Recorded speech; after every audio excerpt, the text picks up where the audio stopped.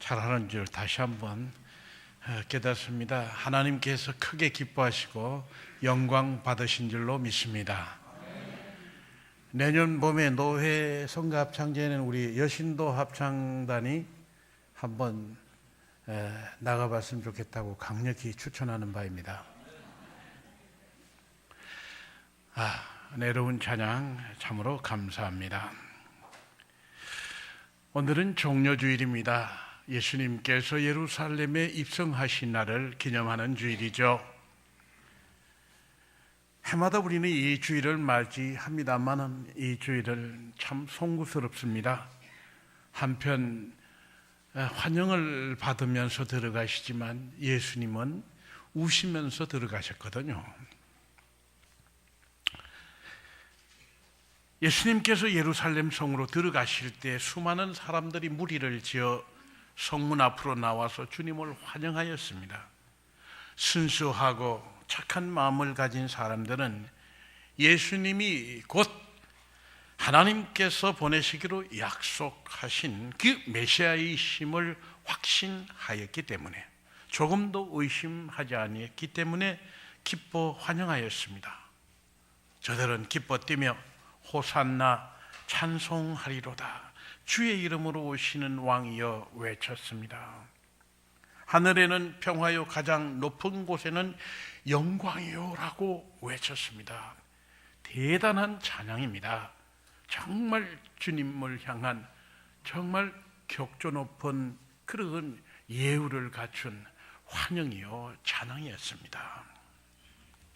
그러나 이 환영을 받으시는 예수님은 저들의 환대를 받으시면서도 속으로는 아파하시고 우시면서 그 성에 들어가셨다는 사실입니다. 순진무구하고 선한 마음을 가진 사람들의 환영과 환호를 받으시지만 마음속 깊은 곳에서부터 참기 힘든 아픔과 슬픔이 있어서 울면서 그 성에 들어가셨다고 성경은 그렇게 기록하고 있습니다.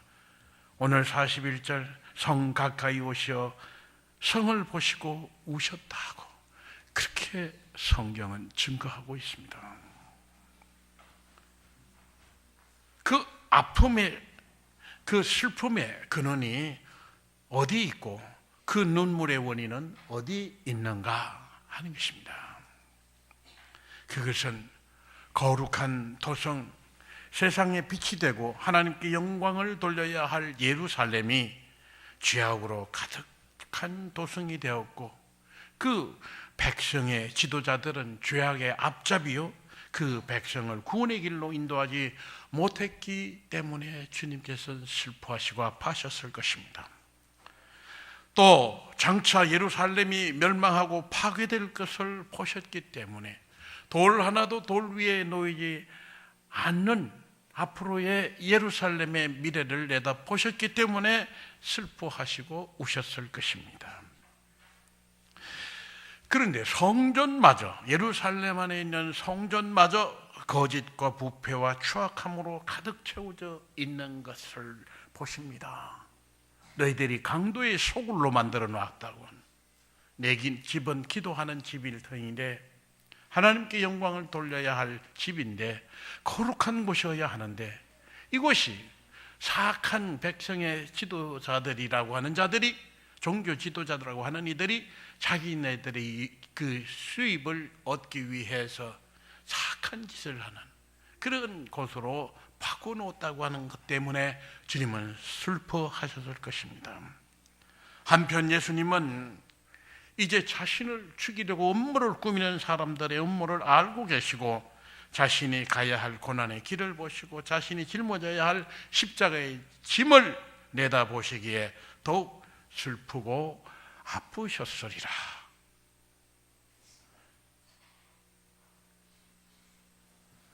그러면 왜 주님은 이 길을 피하지 않으시는가? 피하실 수 있었지 않은가? 그렇습니다. 베드로가 주님 안 됩니다. 그 고난과 십자가의 길을 가셔서는 안 됩니다 라면서 앞을 가로막으면서 그 만류할 때 못 이긴 척하고 그냥 아마 하실 것이지 그렇게 하지 않으셨습니다. 또 예루살렘 성으로 들어가실 때 오늘 본문에 보면 바리새인 그들 예수님을 싫어하는 그 불의의 사람들은 예수님의 옆구리를 찌르듯 저 사람들을 환영하는 소리를 지르지 못하게 하라고 그렇게 욱박 지르고 위협합니다.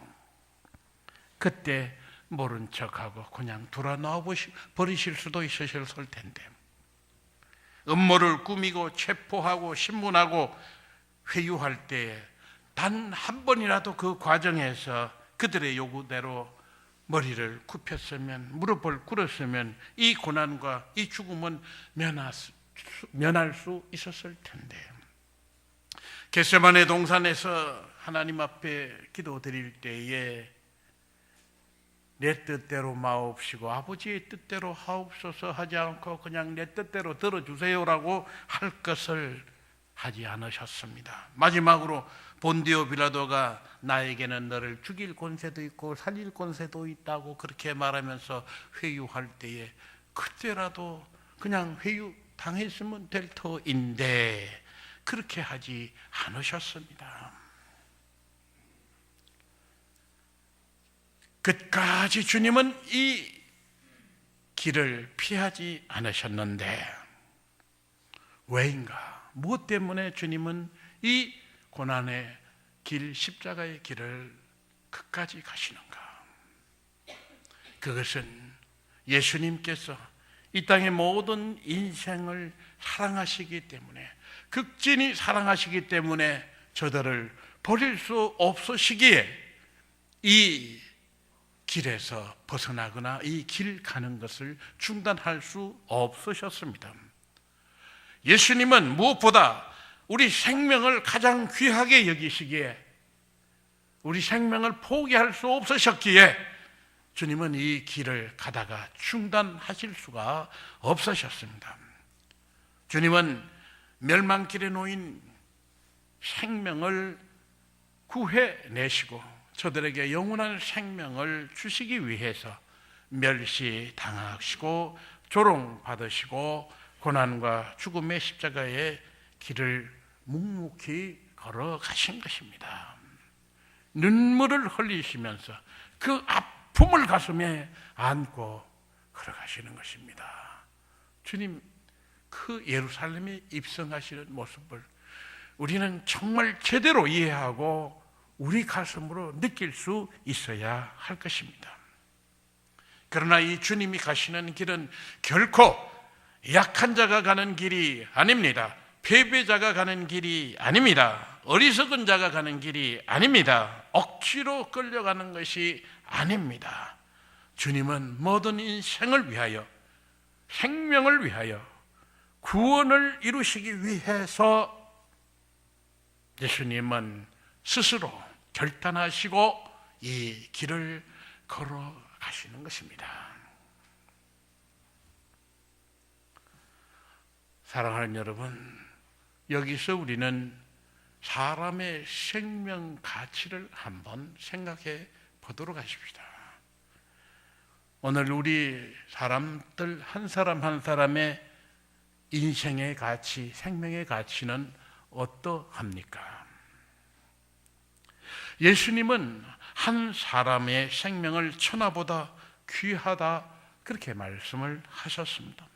그러나 세상은 사람의 생명을 싸구려로 만들고 사람의 생명을 간단히 해치고 사람의 생명의 값도 간단하게 계산해내고 하는 이런 세상에 우리가 살아가고 있습니다. 고대 사회에도 예수님 시대에도 오늘 문명 시대라고 말하는 오늘에도 사람의 생명 가치는 아주 어처구니 없게도 보잘것없는 것으로 여기고 사람의 생명이 그냥 짓밟히는 그러한 곳이 너무나 많은 것을 보게 됩니다.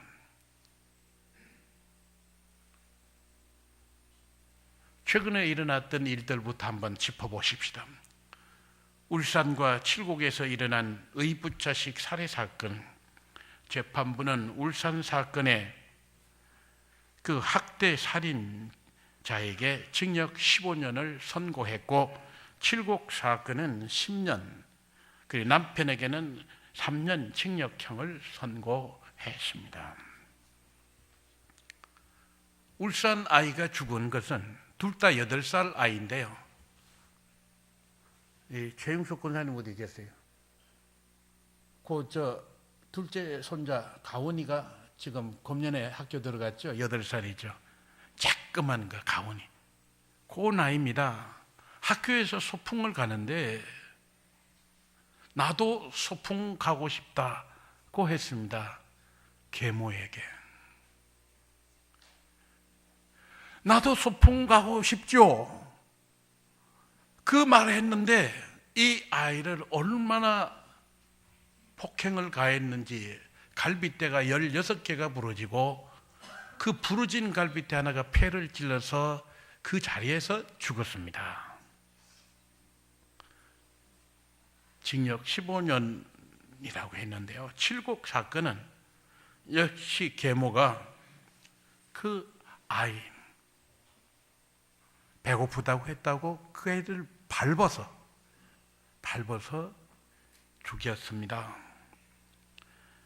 그 계모에게 10년, 남편에게도 책임이 있다고 해서 3년 징역형을 선고했습니다.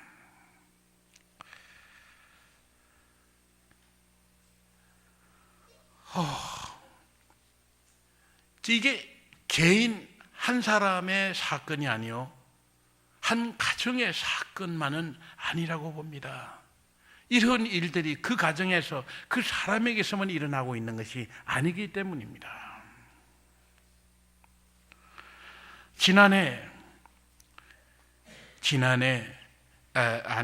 말고 그 전으로 돌아가 봅시다. 2001년부터 12년까지 12년간 97명의 아이들이 바로 이렇게 가족에게 학대당하고 죽임을 당했습니다. 아무런 변명도 하지 못하고 저항도 할 수 없고 도망도 가지 못할 그 어린아이들이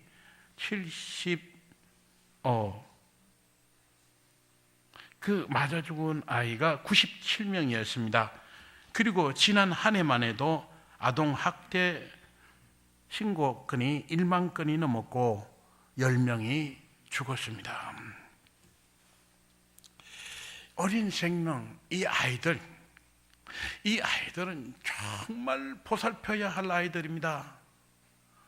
어떻게 어긋나고 빗나가도 그 아이들을 바르게 양육하고, 그리고 아이가 정말 내 마음에 들지 않아도 살피고 또 살피고 보호해주고 양육해야 할 가족들이잖아요. 그 가족이 이렇게 학대하는 우리나라인 것을 봅니다. 그런데 우리나라가 사람의 생명을 정말 귀히 여기는 나라인가 의심이 갈 정도로 이 통계를 보니까요, 제가 여러 차례 말씀드렸지만 우리나라가 자살 인구가 OECD 국가 중에 1위라고 하는 것은 이미 다 알고 있는 사실인데 아주 뛰어나게 1위입니다. 2위가 따라올 수 없을 정도 1위예요. 그런데 지금 9년째 1위를 계속하고 있는데 대책이 없습니다. 대책을 세우지도 않습니다. 지금 우리나라의 자살 충동자 인구를 500만으로 추정하고 있고, 구체적으로 자살 계획을 가진 자가 200만 명으로 추산되고 있습니다. 그런데 이 자살을 예방하는 프로그램을 만들고 자살을 예방하는 그런 데에 쓰기 위해서 이 정부가 세운 예산은 1년에 75억에 지나지 않습니다. 일본의 40분의 1밖에 안 된다고 합니다. 일본이 자살을 방지하기 위해서 쓰는 돈이 어마어마한데 우리는 그 40분의 1도 안 된다는 겁니다. 우리가 적어도 사람 생명, 국민의 생명을 지키기 위해서, 자살로부터 예방하기 위해서 일본보다도 그 쓰는 게 40분의 1이 전부 다 생명 사랑하는데 일본보다도 40분의 1도 안 된다고 하면 여러분 기분이 어떻습니까? 저 일본, 독한 일본, 못된 일본 우리가 욕하잖아요. 근데 그보다도 우리가 못하면 되겠습니까? 그런데 우리는 이렇게 사람 생명을 살리는 일에 그 왜 힘을 못 씁니까? 왜 예산을 올리자는 소리를 못 합니까? 다른 일로 싸움박질은 잘하면서. 그런데 또 있습니다. 우리나라 산업 현장에서 사고로 다치거나 죽는 사람이 많이 있죠. 그건 우리나라뿐만 아니라 전 세계의 산업 현장에는 사고가 있게 마련이고 다치는 사람이 아니라 죽는 사람도 생기게 마련입니다. 그러나 이것을 사고를 예방하기 위해서 사람이 죽는 것을 막기 위해서 노력은 해야죠. 노력하는 그 나라는 천차만별입니다. 지난해 우리 근로자 산업재해가 부상자가 9만 1,800명, 어마어마한 숫자입니다. 그 중에 사망자가 1,930명입니다. 그런데 이 산업재해 예방을 위해서 국가가 감시하고 교육하고 제도를 고치고 재해에 대한 책임을 묻고 그리고 감독을 철저히 하는 일이 중요합니다. 그런데 나라마다 산업 현장에서 회사를 경영하고 건설을 하고 그리고 공장을 가동하고 하는 이런 과정에서 다치는 사람이 나오고 사망자가 나오면 벌금을 매기는 제도가 있습니다. 그만큼 이 회사가 각자 자기 회사가 사람 생명 지키는 일에 최선을 다하라고 하는 겁니다. 그런데 우리나라에는 산업 현장에서 한 사람 사망자가 생겼을 때의 벌금이 얼마인 줄 압니까? 50만 원입니다. 50만. 길 가다가 길 자동차 운전하면서 벨트 안 매고 과속하고 이런 거에서 매기는 그 벌금하고 크게 차이가 안 납니다. 사람이 죽었는데 벌금을 50만 원 내리는데, 그런데 영국의 경우 산업 현장에서 일터에서 사망자가 하나 생겼을 때 그 회사가 나라에 물어야 할 벌금 6억 9천만 원이라고 하는 사실입니다. 50만 대 6억 9천만 원. 여러분 상상이 되세요? 전 놀랐습니다. 정말 그런가 깜짝 놀랐어요.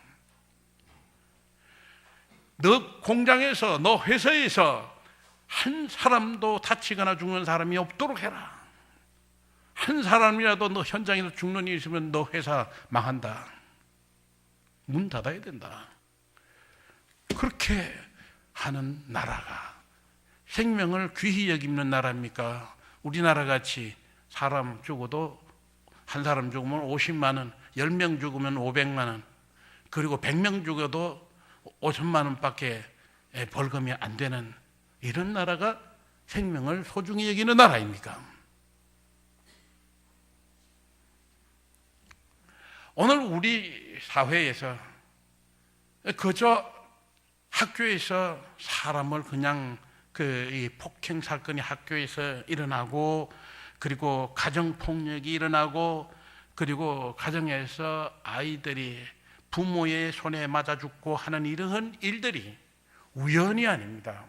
사회 전체에 배어 있는 아주 인명을 경시하는 이 풍조, 사람의 생명을 귀히 여기지 않는 것, 한 사람이라도 다치거나 죽는 사람이 생기지 않게 하려고 하는 이 철저한 노력, 이것이 안 되고 있는 까닭이 일어나는 비극들이 얼마나 많은가 하는 것을 우리가 생각하게 됩니다. 중국은 최근 인터넷으로 영아, 아주 어린 아이를 인신매매하는 이런 일들이 인터넷을 통해서 벌어지고 있는데, 이것을 기습 단속을 했더니 382명의 아이를 구출할 수 있게 되었다고 하는 것입니다. 380명 한 번 단속에, 물론 일제히 단속했지만 그 영아 매매 조직에서 382명을 지금 구해냈는데, 그러면 지금까지 얼마나 많은 아이들이 이 조직을 통해서 팔렸겠느냐. 또 여기 적발되지 않은 그런 조직들은 없는가 생각해보면 그 아이들이 팔려가가지고 장기 적출당해서 버려지고 하는 이런 일들이 무지하게 생기지 않았겠는가 하는 것을 생각하게 됩니다. 고대 사회, 예수님 시대 오늘에 이르기까지 사람들은 사람을 억압하고 학대하고 지배하는 일을 예사로 해왔고, 강자와 특권을 가진 자들이 약한 자를 함부로 하고 살상을 예사롭게 하는 일들이 오늘까지 계속되는 것을 봅니다. 예수 그리스도 그분에게 혹독하게 가한 그러한 모진 행위들만 봐도 알 수 있습니다. 예수님은 이 모든 것을 아시고 이 악한 세력과 맞서시고 불의한 방법으로 사람을 속이고 죽이는 세력과 맞서서 사람의 생명의 소중함을 일깨워 주시고, 하나님께서는 사람의 생명을 귀하게 여길 뿐만 아니라 구원하며, 그리고 허물과 죄가 많은 그러한 인생들도 구원하시기를 기뻐하시는 주님이심을 분명히 보여주셨습니다. 사랑하는 여러분, 오늘 종려주일 아침에 예루살렘 성으로 들어가시는 주님을 바라보십시다. 사랑의 주님께서, 생명의 주님께서 극심한 슬픔과 아픔을 안고 우시면서 그 성에 들어가고 계심을 우리가 바라보아야 하겠습니다. 우리의 마음으로 느껴야 하겠습니다. 주님이 왜 저렇게 우시면서 아파하시면서 들어가시는가를 깨달아야 하겠습니다.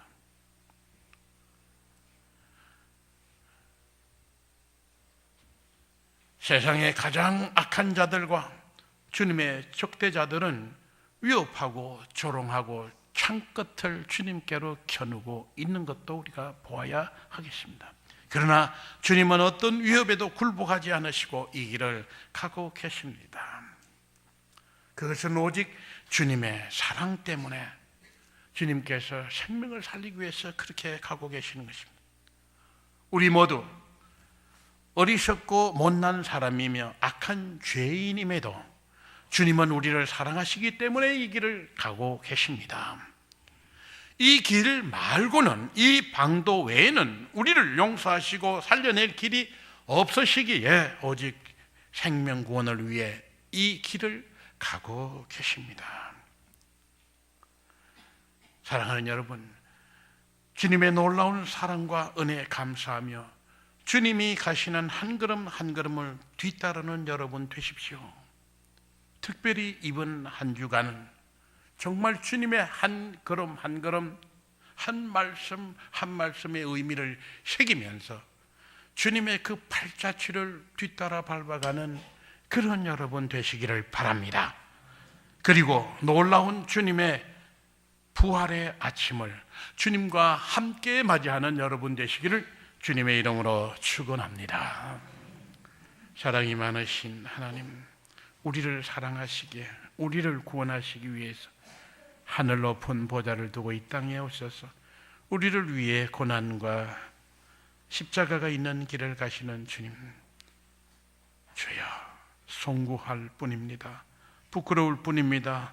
아버지 하나님, 주님의 그 아픔을 저희가 제대로 깨닫게 하시고 주님이 우리 때문에 당하시는 그 아픔과 슬픔을 저희들 마음에도 새기게 하여 주시옵시고, 주여 주님의 뜻에 어긋나는 삶을 버리고 주님의 발자취를 따라가는 저희들 되게 하여 주시옵소서. 특별히 이 고난주간 하루하루를 주님과 함께하는 하루하루가 되도록 주여 인도하여 주옵소서. 예수님의 이름으로 기도드립니다. 아멘.